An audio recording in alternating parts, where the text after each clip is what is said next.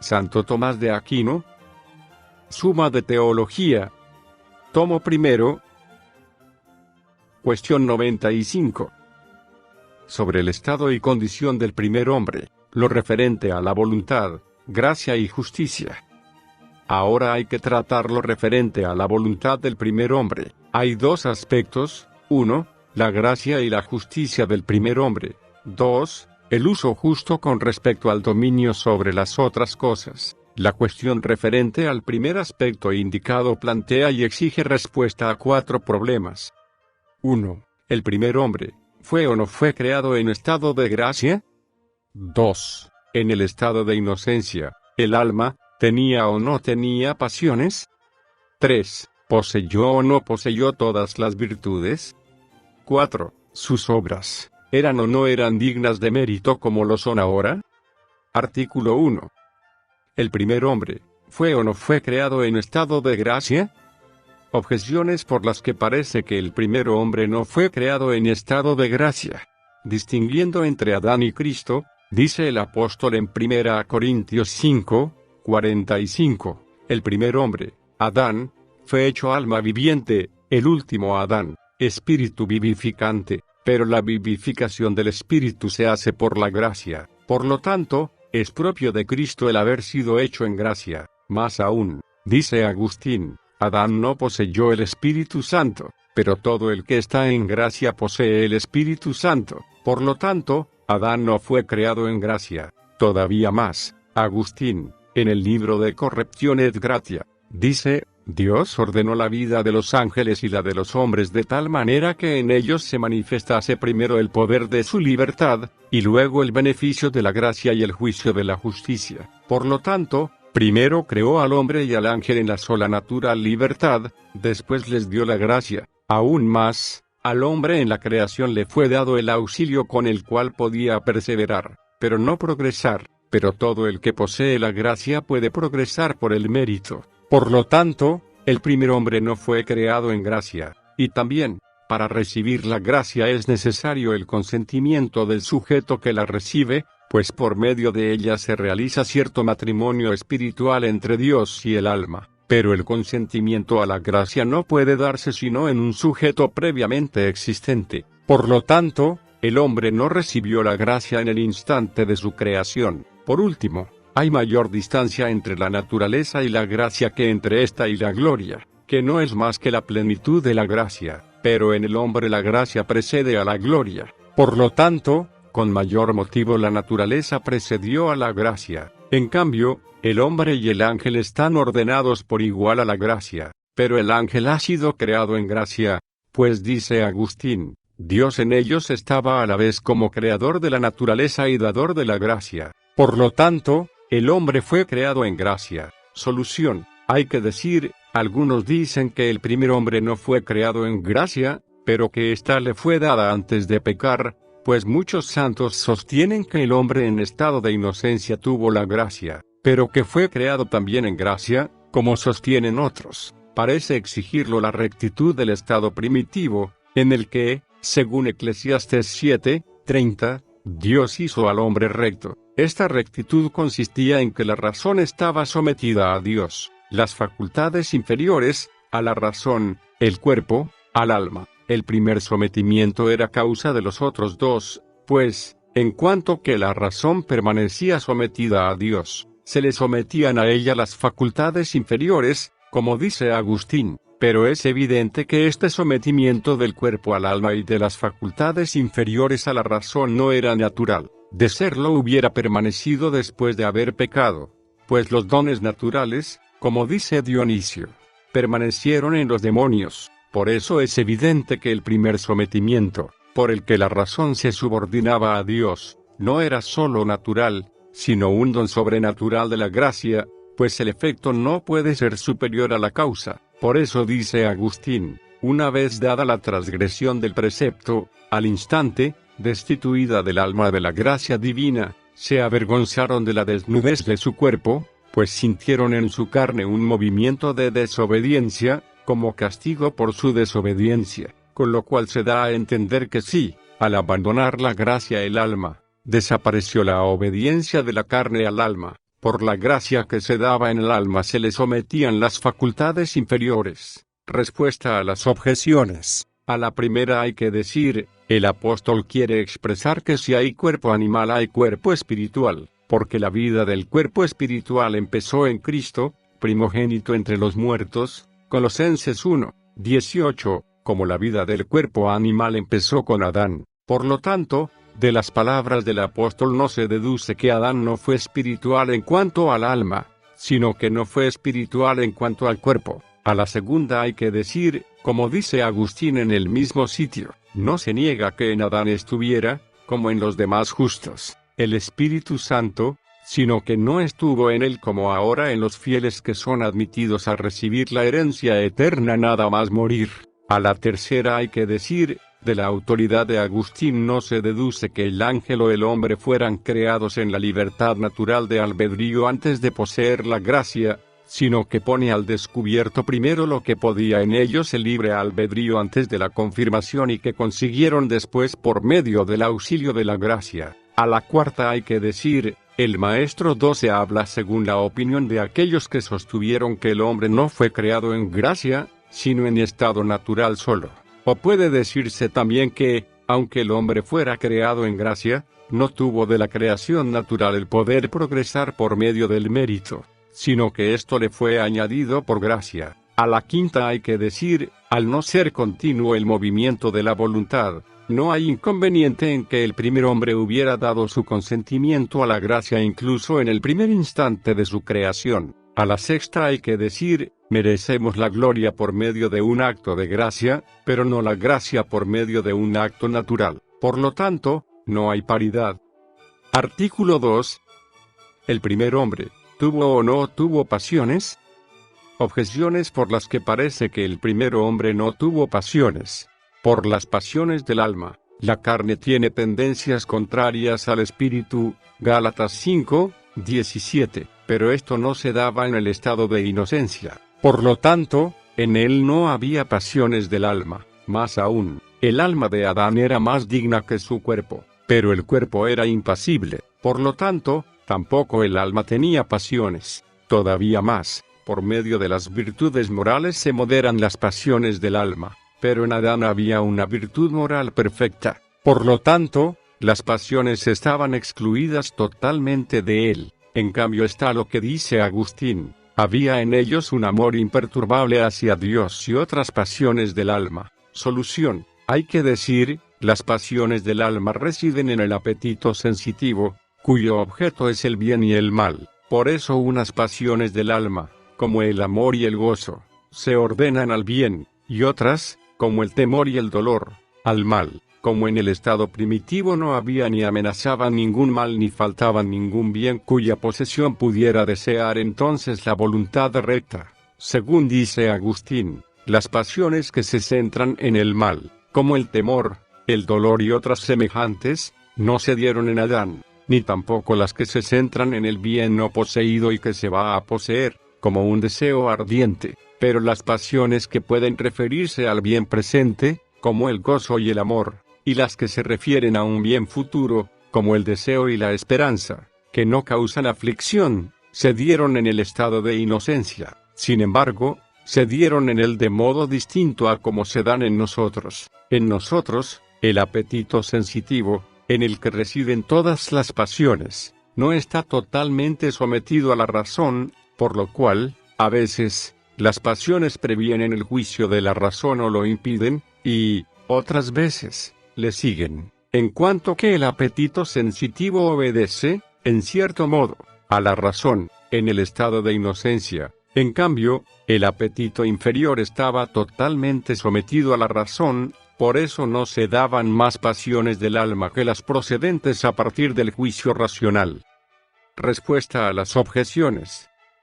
A la primera hay que decir, la carne tiene tendencias contrarias al espíritu, en cuanto que las pasiones se oponen a la razón. Esto no se daba en el estado de inocencia. A la segunda hay que decir, el cuerpo humano en estado de inocencia era impasible en cuanto a las pasiones que destruyen la disposición natural, como veremos más adelante. Igualmente, el alma era impasible en cuanto a las pasiones que impiden el ejercicio de la razón. A la tercera hay que decir, la virtud moral perfecta no suprime, sino que ordena las pasiones, pues, como se dice en Tercera Ética, es propio del moderado desear como conviene y lo que conviene.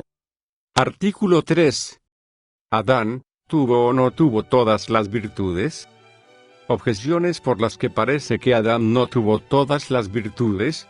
Algunas virtudes están ordenadas a frenar la inmoderación de las pasiones. Así, la templanza refrena la concupiscencia inmoderada, la fortaleza, el temor inmoderado. Pero en el estado de inocencia no había inmoderación en las pasiones. Por lo tanto, tampoco dichas virtudes. Más aún, algunas virtudes se refieren a las pasiones cuyo objeto es el mal. Así, la mansedumbre se refiere a la ira, la fortaleza, al temor, pero tales pasiones no existían en el estado de inocencia, como dijimos. Por lo tanto, tampoco se daban estas virtudes. Todavía más, la penitencia es una virtud cuyo objeto es el pecado ya cometido. La misericordia, por su parte, tiene por objeto la miseria. Ambas cosas no se daban en el estado de inocencia, por lo tanto, tampoco las virtudes correspondientes. Y también, la perseverancia, que es una virtud,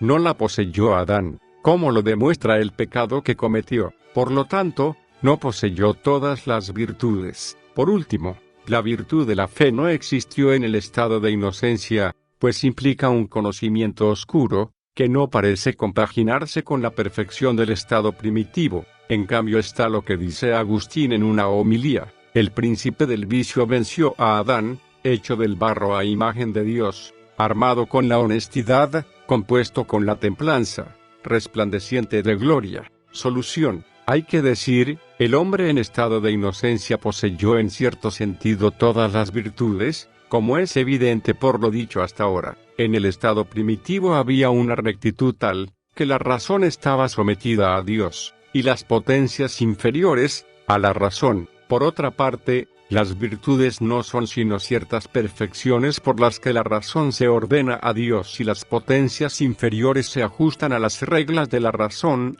como se verá mejor cuando tratemos las virtudes.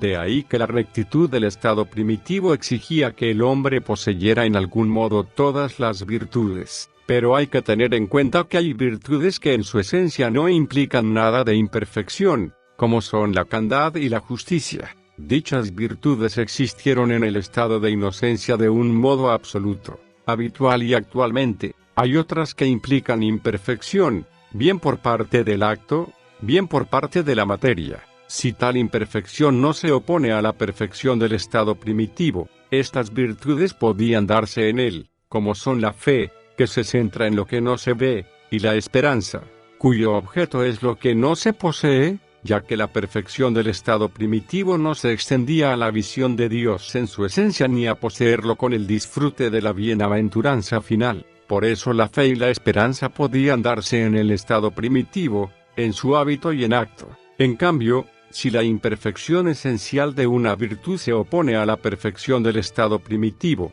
tal virtud podía darse en cuanto al hábito, pero no en cuanto al acto. Así son la penitencia, que es el dolor por un pecado cometido, y la misericordia, que es el dolor de la miseria ajena, porque tanto el dolor como la culpa y la miseria son incompatibles con la perfección del estado primitivo. Por lo tanto, estas virtudes existían en el primer hombre en su hábito, pero no en acto, porque su disposición habitual era tal, que, si hubiera habido un pecado, se dolería de él, y si viera en algún otro miseria, la remediaría en lo posible. Como dice el filósofo en Cuarto de Ética, la vergüenza, cuyo objeto es algo torpemente hecho, le sobreviene al virtuoso solo condicionalmente, por estar dispuesto de tal modo que se avergonzaría si hiciera algo torpemente. Respuesta a las objeciones.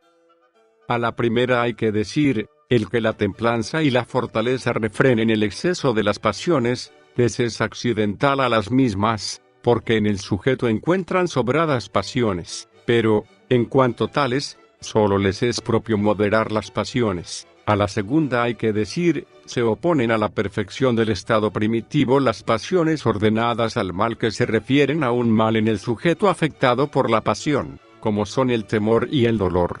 Pero las pasiones que se refieren al mal en otro no se oponen a la perfección de dicho estado, ya que el hombre en el estado primitivo podía odiar la malicia del demonio, como también amar la bondad de Dios. De ahí que las virtudes que se refieren a estos objetos podían darse en el estado primitivo en cuanto al hábito y en cuanto al acto, pero las que se refieren a las pasiones del mal en el mismo sujeto, si afectan solo a estas pasiones, no podían darse en el estado primitivo en acto, sino solo en hábito, como hemos dicho con respecto a la penitencia y a la misericordia. En cambio, hay otras virtudes que no versan solo sobre estas pasiones, sino sobre otras, como la templanza, que se ocupa no solo de las tristezas, sino también de los placeres, y la fortaleza, que se ocupa no solo de los temores, sino también de la audacia y la esperanza. Por lo tanto, podían darse en el estado primitivo los actos de la templanza que moderan los placeres, y los de la fortaleza,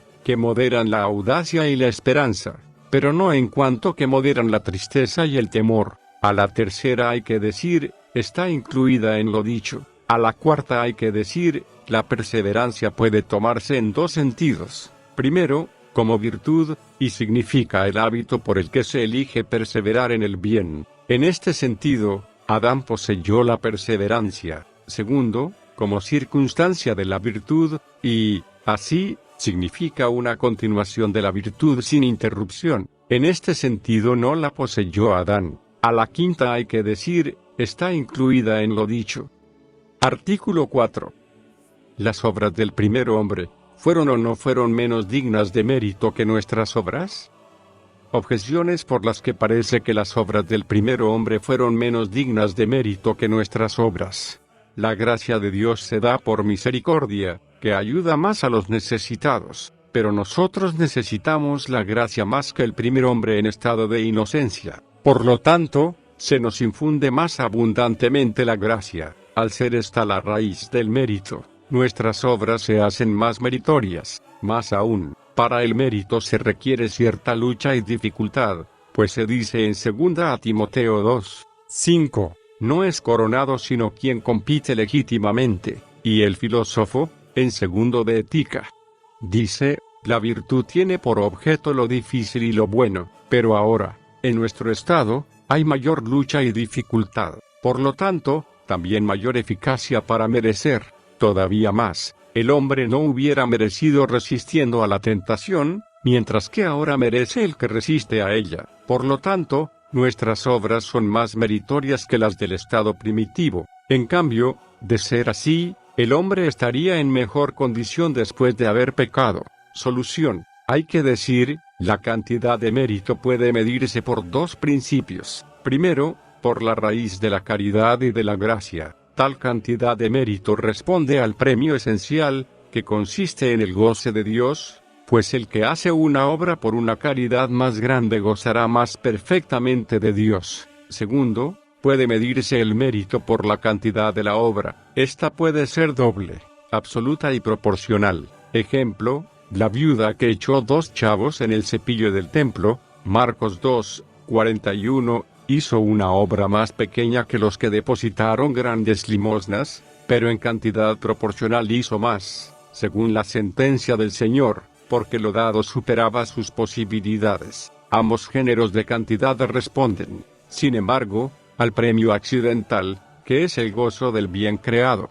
Así, pues, hay que decir, hubieran sido más meritorias las obras realizadas en el estado de inocencia que después del pecado, si consideramos la cantidad de mérito por parte de la gracia, que sería entonces más abundante por no oponérsele ningún obstáculo de la naturaleza humana. También serían más meritorias considerando la cantidad absoluta de las obras, puesto que, al ser el hombre más virtuoso, realizaría obras más grandes. Pero si se considera la cantidad proporcional, hay mayor razón de mérito después del pecado por la debilidad humana, ya que supera más las propias fuerzas una obra pequeña costosa que una obra grande ligera.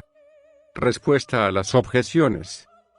A la primera hay que decir, El hombre después del pecado necesita la gracia para más cosas, pero no necesita más de ella, porque antes de pecar el hombre necesitaba la gracia para conseguir la vida eterna, y esta es la necesidad principal de la gracia. Pero, después del pecado, el hombre la necesita, además, para la remisión del pecado y remedio de sus flaquezas. A la segunda hay que decir, la dificultad y la lucha pertenecen a la cantidad de mérito correspondiente a la cantidad proporcional de la obra, como se dijo, y es un signo de la disponibilidad de la voluntad, que intenta lo que le es difícil. Esta disponibilidad es causada por la grandeza de la caridad. Sin embargo, puede suceder que se haga con voluntad tan dispuesta una obra fácil como otra difícil, por estar dispuesto el sujeto a hacer también lo difícil. Pero la dificultad actual, que es penal, tiene también valor satisfactorio por el pecado.